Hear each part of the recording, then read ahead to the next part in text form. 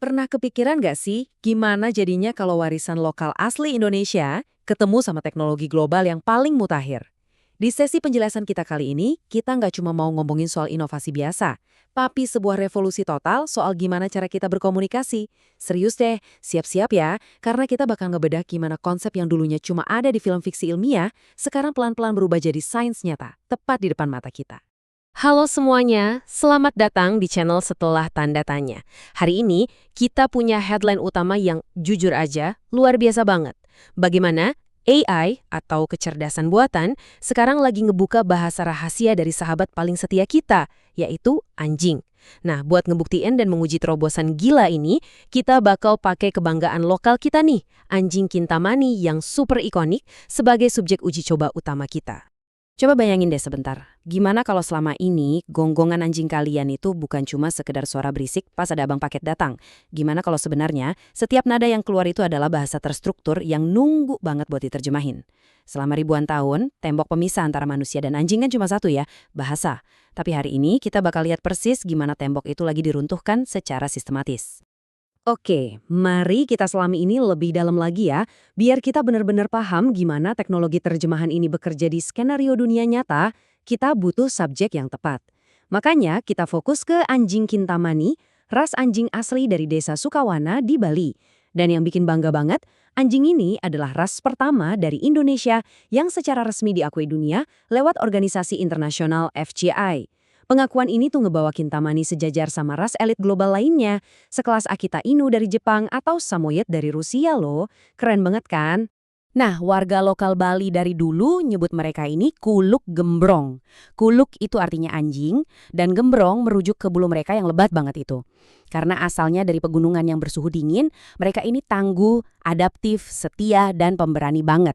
Tapi ada satu sifat krusial yang bikin mereka jadi subjek uji coba yang paling sempurna buat teknologi ini. Mereka adalah anjing penjaga yang vokal banget. Rasa ingin tahu mereka tinggi dan gonggongan peringatannya tuh wah super kencang.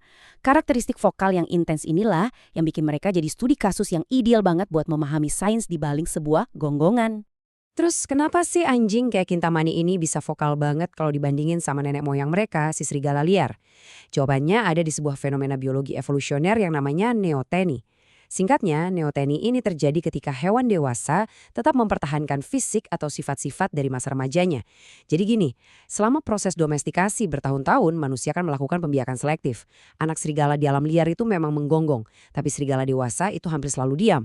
Nah, anjing peliharaan kita berevolusi untuk mempertahankan perilaku anak anjing ini. Mereka menggonggong terus ya karena kita secara nggak sadar mendesain mereka supaya bisa terus ngobrol sama kita. Oke, sekarang kita masuk ke sains intinya nih. Ilmu yang mempelajari fenomena suara ini namanya bioakustik.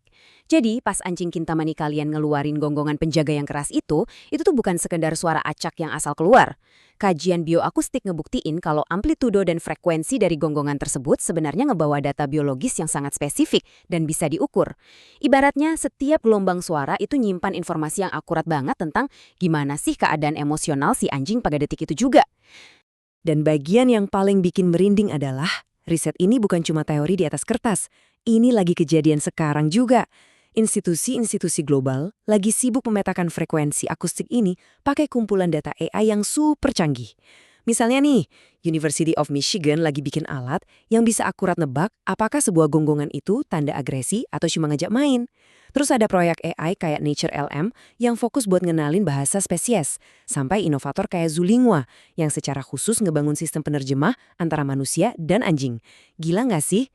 Mereka bener-bener lagi ngajarin komputer buat mendengar layaknya telinga anjing. Jadi poin krusialnya, gimana sih ini bakal beneran kepake di tangan kita sehari-hari? Biar gampang, kita pakai perbandingan yang nyata aja ya. Bayangin kalian punya aplikasi semacam Shazam, tapi alih-alih nebak judul lagu, dia nebak suara anjing kalian. Di langkah pertama, anjing Kintamani kalian menggonggong. Langkah kedua, AI di HP kalian langsung nangkep dan menganalisis frekuensi bioakustik cuma dalam hitungan milidetik. Dan di langkah ketiga, jeng-jeng, terjemahan emosinya langsung muncul di layar HP kalian. Ini tuh persis kayak insting seorang ibu yang secara naluriah bisa bedain mana tangisan bayi yang lagi lapar dan mana tangisan bayi yang kesakitan. AI pakai sistem machine learning buat niruin insting itu, ngebaca pola emosional yang nggak bisa ditangkap sama telinga manusia biasa. Nah, nyambung lagi ke headline utama kita tadi, kenapa sih semua inovasi ini tuh penting banget buat kita? Karena teknologi AI ini diciptain buat memecahkan kesalahpahaman sehari-hari yang sering banget kejadian.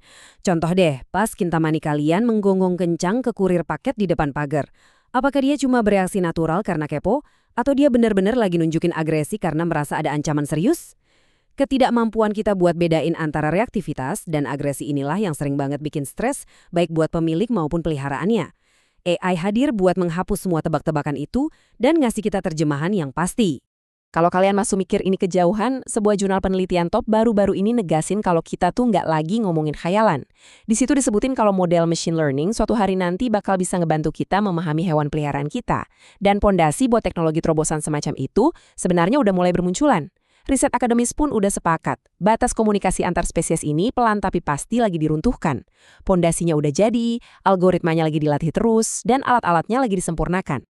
Ini beneran lompatan yang luar biasa banget ya, ngerubah hal yang dulunya dianggap mustahil jadi sesuatu yang bisa kita pakai sehari-hari berkat gabungan AI dan bioakustik.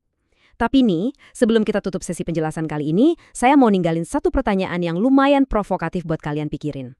Nanti, ketika penghalang bahasa itu akhirnya benar-benar runtuh, dan HP kalian mulai menerjemahkan setiap keluhan, rasa bosan, atau bahkan tuntutan dari anjing kesayangan kalian, kira-kira kalian beneran yakin nggak sih udah siap dengar semua yang pengen mereka omongin?